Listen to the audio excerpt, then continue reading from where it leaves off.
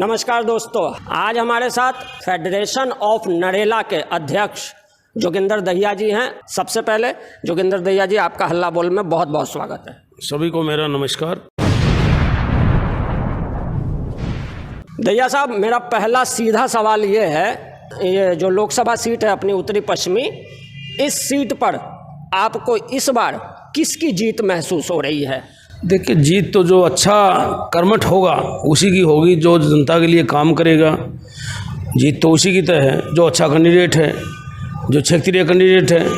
मेरी पहले भी डिमांड रही है, मैंने सभी पार्टियों के लेटर भी लिखा था कि हमें जो बाहरी कैंडिडेट थोप दिया जाता, 2 बार हमें झेला है और काफ़ी समय से हम अनदेखी का शिकार भी हो रहे हैं। तो इसलिए हमारी मांग भी थी कि हमारे यहाँ से क्षेत्रीय कैंडिडेट दो आप। तो आपकी डिमांड इस बार शायद कांग्रेस ने पूरी कर दी है? जी नहीं, बिल्कुल नहीं की, क्योंकि उदित राज क्षेत्रीय कैंडिडेट नहीं है।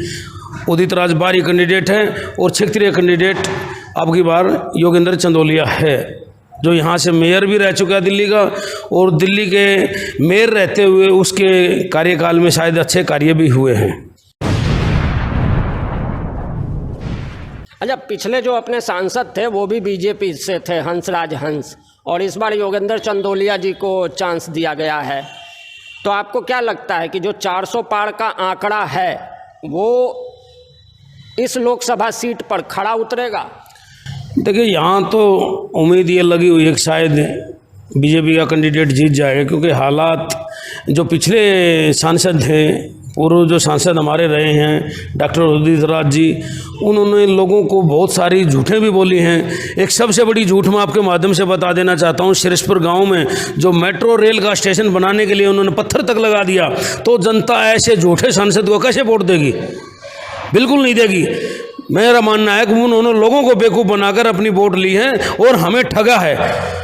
जब एक गांव में पत्थर लगा दिया सांसद ने, और वो मेट्रो रेल कह रहे हैं कि हाँ हमारा कोई प्रोजेक्ट है ही नहीं, तो सांसद झूठा है या मेट्रो रेल? हमें तो आज तक ये समझ में नहीं आया। तो आपको क्या लगता है कि नरेला मेट्रो, जो कि जनहित का काम है, जनता जानना चाहेगी कि सालों से बात चल रही है कि मेट्रो हम लाएंगे, मेट्रो हम लाएंगे, लेकिन कब तक आएगी? बीजेपी का भी ये मुद्दा रहा है कई चुनावों में, और आपका मानना है कि योगेंद्र चंदोलिया जी पे जनता इस बार भरोसा कर सकती है। तो किस आधार पे? मेट्रो तो काफ़ी दिनों से पिछड़ी हुई है, कब तक आने की उम्मीद है? और बीजेपी का कितना सहयोग आप देखते हैं मेट्रो के इस संघर्ष में? देखिए, अब तक तो ना बीजेपी का कोई सहयोग रहा है, ना कांग्रेस पार्टी का रहा है, ना आम आदमी पार्टी का रहा है। नरेला में पहले चरण में मेट्रो रेल आनी थी, जो आज चौथे चरण में भी नहीं है। बड़े दुख की बात है। हमारे जितने भी नेता आते हैं यहाँ गरीब जनता की वोट लेके चले जाते हैं, मतलब हम अपने आप को वोट देकर एक ठगा है महसूस करते हैं, और इसीलिए शायद हमारे यहाँ से नोटा भी बहुत सारा दबाया जाता है। इसलिए मैं सभी पार्टियों से अनुरोध करता हूं कि हमारी गंभीर समस्याओं की ओर ध्यान दिया जाए। हमारा मुख्य समस्या नरेला का बाईपास, जो जाम की एक बहुत बड़ी समस्याएं हैं, वो आज तक पहले मास्टर प्लान में था, आज तक किसी का इस ओर ध्यान नहीं है। जो हमारा एक मुनीम जी के बाग फ्लाई ओवर बनाया गया था, वो भी आधा अधूरा बनाया गया था, राजनीतिक शिकार हो गया। कुछ चंद पेड़ों के कारण आज तक उसकी अनुमति नहीं मिली, इसलिए वो पूरा नहीं हो पाया। उसको भी कहते हैं हमने फ्लाई ओवर बनवाया, तो मैं कहता हूँ उसमें भी हमारे को ठगा गया। और मेट्रो रेल तो दूर दूर तक की बात है, अब तक किसी पार्टी ने कोई ठोस जवाब नहीं दिया है। आश्वासन सभी देते हैं, लेकिन ठोस जवाब किसी का नहीं है। काफ़ी हमने संघर्ष भी किया, इस पर चिट्ठियाँ भी लिखी हैं, हमने प्रदर्शन भी किए हैं, धरने भी दिए हैं, लेकिन आज तक कोई भी पार्टी सक्षम तरीके से ये नहीं कह पाई, चाहे वो सेंटर में बीजेपी सरकार है और राज्य में आम आदमी पार्टी सरकार है। सभी सरकारें झूठ बोलती हैं, आज तक किसी ने भी जनता के लिए कोई कार्य नहीं करा। मेट्रो रेल हमारा अधिकार है, हक है, क्योंकि हम ग्रामीण क्षेत्रीय जनता हैं, और जितना दिल्ली साउथ दिल्ली वालों का अधिकार है, उतना ही ग्रामीण जनता का भी अधिकार है, क्योंकि यहाँ किसान मजदूर तबका बहुत सारा रहता है। एशिया की सबसे बड़ी अनाज मंडी है, बहुत बड़ा औद्योगिक क्षेत्र है, और अपने आप में नरेला सब्सिडी का दर्जा प्राप्त कर चुका है। नरेला के साथ साथ दिल्ली NCR के कई दर्जन गांव भी इस पर डिपेंड करते हैं, फिर भी नरेला की अनदेखी क्यों की जाती है? हम दिल्ली में होते हुए भी दिल्ली से कटा हुआ महसूस करते हैं, हमारे को दिल्ली का हिस्सा नहीं मानते। दिल्ली की पहली विधानसभा होने के बाद भी हम आज तक सबसे पिछड़े हुए हैं। ऐसा क्यों है? मैं सभी पार्टियों से बार बार बोलता हूँ और शायद पार्टियां मेरे इन सवालों से दुखी भी हैं कहीं ना कहीं, और समझती हमेशा आश्वासन देते हैं ये लोग। मैं कहता हूँ झूठे आश्वासन छोड़कर एक सटीक, जो मेरी चंदोलिया जी से भी इस बारे में बात हुई है, उन्होंने मेरे को एक आश्वासन दिया है कि भैया जी आप भरोसा करिए, हम अब की बार पूर्ण रूप से आपके नरला में मेट्रो रेल लेके आएंगे। लेकिन देखो, आश्वासन दिया है तो भरोसा ही कर सकते हैं। ऐसे ऐसे आश्वासन हमें पहले बहुत मिल चुके हैं, इसलिए इन पर भी भरोसा करना मुश्किल हो रहा है हमारे लिए। अच्छा जोगिंदर दहिया जी, सीधी सी बात कि मेट्रो के संघर्ष में आप लोग कई दफ़ा अधिकारियों से भी मिले हैं। क्षेत्रीय मीडिया में इस तरह की कई खबरें आती हैं कि फेडरेशन ऑफ नरेला मेट्रो के लिए संघर्षरत है, फला अधिकारी से मिला, फला मंत्री से मिला, शहरी विकास मंत्री से भी आप लोग पीछे मिल के आए हो। पेच कहाँ फंसा हुआ है आखिर मेट्रो को नरेला लाने में? जो पहले चरण में था वो आज चौथे चरण में भी नहीं है। पेच आपको कहाँ समझ में आता है, कहाँ कमी रह जाती है? देखिए, हम राजनीतिक शिकार हो रहे हैं अलग अलग सरकार होने के कारण। एक सबसे बड़ी बात ये भी है, केजरीवाल भी नहीं चाहता कि ग्रामीण क्षेत्रीय जनता को मेट्रो मिले, और कहीं ना कहीं केंद्र सरकार की भी लापरवाही नज़र आती है, जबकि एक मूलभूत सुविधा सबका। अधिकारियों की क्या सफाई रहती है? आप लोग अधिकारियों से मिलने जाते हो, अधिकारियों का क्या जवाब रहता है? क्यों नरेला को मेट्रो नहीं मिल पा रही? दिल्ली सरकार परमिशन नहीं दे पा रही, दिल्ली सरकार अपना पैसा जमा नहीं करा पा रही, जबकि सेंटर ने, डीडीए ने भी करा रखा है, सेंटर की तरफ से पैसा जमा हो रहा है।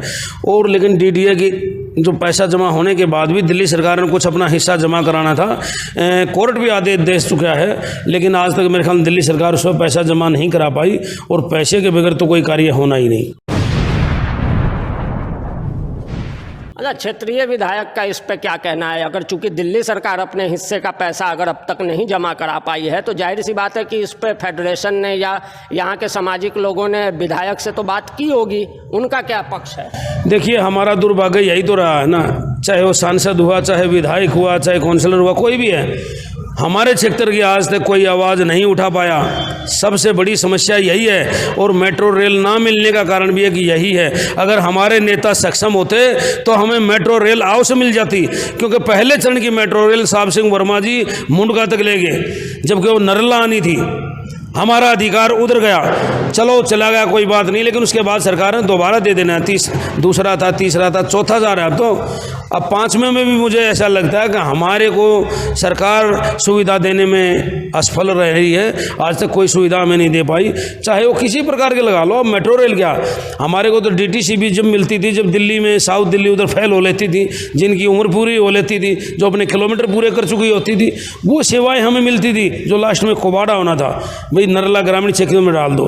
कोई भी सरकार की पॉलिसी होती थी, जब दिल्ली में कोई चीज़ पुरानी कई सालों हो जाते थे उसको, तब जाकर उसको नरेला में लाके घेरते थे, भाई इसको नरेला में चला दो। तो ये हमारे लिए बड़ी दुख की बात है और सोचने वाली बात है। नरेला क्षेत्र से बहुत ज़्यादा रेवेन्यू भी, क्योंकि एशिया की सबसे बड़ी अनाज मंडी है, बहुत ज़्यादा रेवेन्यू सरकार को जाता है। औद्योगिक क्षेत्र है और भी कई संस्थान ऐसे हैं, बड़े बड़े कॉलेज हैं अब तो सरकार ने इस ओर ध्यान देना चाहिए। और डीडीए ने भी बहुत सारे फ्लैट बना चुके हैं, जो वे खंडर होने लग रहे हैं। सरकार ने मेट्रो चला देनी चाहिए अगर नरेला में विकास चाहते हैं या नरेला का उद्धार चाहते हैं। और जो नेता हमारे से वोट मांगना चाहते हैं, मैं उनसे भी निवेदन करता हूं वो हमारी बात को उठाएं, चाहे वो किसी पार्टी से ताल्लुक़ रखता हो, लेकिन वे हमारी बात उठाने में आज तक कामयाब नहीं हुए हैं। वे सिर्फ अपना उल्लू सीधा करते हैं। अपने उल्लू सीधा करने के बाद एक बार वोट ले जाने के बाद 5 साल तक इधर किसी ने ध्यान नहीं दिया। 5 साल उदित राज रहा, 5 साल हंसराज हंस रहा, और हमारे विधायक रहे, कांग्रेस का रहा, बीजेपी का भी रहा है और आम आदमी पार्टी का भी 10 साल रहा है। किसी ने भी 1 इंच काम नहीं किया इस कार्य के लिए, इसलिए हमें मेट्रो रेल नहीं मिली। अच्छा चलिए, ये तो मेट्रो रेल की बात हुई। अभी आपने इशारे में डीटीसी का भी मुद्दा छेड़ दिया, जो कि मेरा अगला सवाल भी है। आज अगर डीटीसी की स्थिति देखें, नरेला टर्मिनल के वजह से, जो नरेला के अंदर है उसके वजह से सबसे ज़्यादा जाम यहाँ के लोगों को भुगतना पड़ता है। और सिर्फ लोगों को नहीं, व्यापारियों का इससे नुकसान भी है व्यापार का। तो आपको क्या लगता है कि ये जो डीटीसी टर्मिनल जो बाहर ले जाने की बात थी, इसकी अब क्या वस्तु स्थिति है? फेडरेशन के अध्यक्ष के नाते आपको क्या जानकारी है कि डीटीसी स्टैंड का क्या हुआ? सब्जी मंडी बाहर जानी थी, उसका क्या हुआ? देखिए, डीटीसी तो केजरीवाल जी ने बेच दी है, अब डीटीसी नहीं है। डीटीसी में नाम मात्र की बसें बची हैं, और वो बसें भी कहीं ना कहीं मेरे को लगता है कि भाई चलने लायक नहीं है।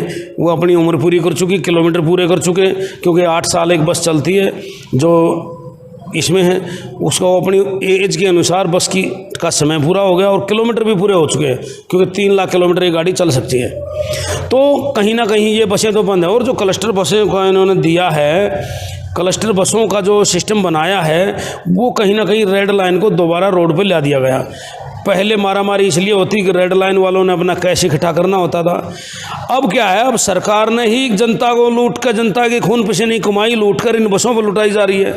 इतनी बसें हैं, सवारी कम है, बसें ज़्यादा हैं, जबकि कम से कम एक बस में आने जाने में 10-15 मिनट का गैप होना चाहिए। 10-10, 15-15, 20-20 गाड़ियाँ लाइन में चलती हैं। उससे क्या प्रदूषण नहीं बढ़ रहा? उससे सरकार का खर्चा नहीं बढ़ रहा? उससे क्या समझें हम? जनता को लूट के इन बस वालों को दिया जा रहा है। एक एक जिसका जितना बड़ा बैग था उसको उतने ही परमिट दे दिए। ये भी एक कहीं ना कहीं गंभीर स्थिति है। और जितने भी टर्मिनल को लेकर आपके पास क्या जानकारी है? फेडरेशन के पास टर्मिनल को लेकर क्या जानकारी है कि टर्मिनल और ये जो मंडियां जो अंदर के सड़कों पे आ गई हैं, इनसे नरेला की सड़कें कब तक मुक्त होंगी? देखिए, टर्मिनल तो बहुत पहले जा लेना चाहिए था। सरकार इस पर गंभीर बिल्कुल नहीं है। डीटीसी ने जो रामलीला ग्राउंड के पास एक टर्मिनल बनाया था, हम भी बड़े खुश थे कि शायद वहाँ बसें चली जाएंगी, और अधिकारियों द्वारा भी कहा गया था कि वहाँ टर्मिनल चला जाएगा, लेकिन वहाँ दिल्ली का स्क्रैप लाकर खड़ा कर दिया गया, जबकि वहाँ बसें कोई नहीं गई।